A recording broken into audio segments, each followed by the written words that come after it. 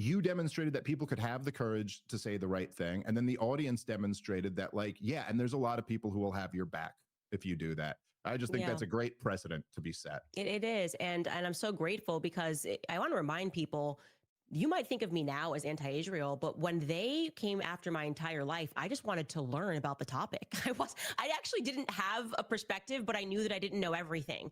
And they were just so vicious with, no, you have to come out and you have to say these things. And I was like, look, I don't know anything about this. Let me speak to speak to other people. Like, I watched Bassem go viral, the clip go viral where he was holding up the chart. And I was going, whoa, that is kind of crazy. Like, are this many Gazans dying?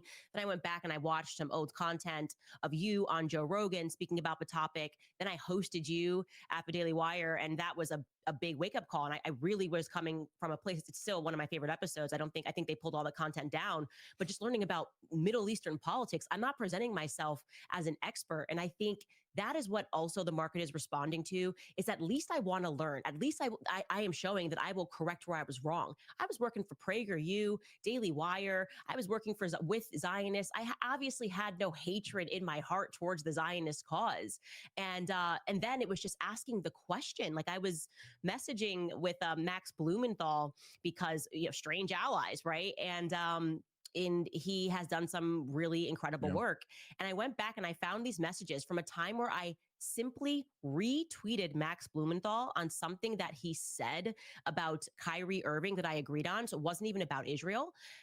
And I got messages, like, all I can tell you is, like, Agent Smith. I sent it to him. It's crazy. Like, Marissa Strait, Dave Rubin. And I actually apologized to them because I was like, wow, this guy must literally be Hitler. Like, I didn't know. I just saw it trending and I retweet him.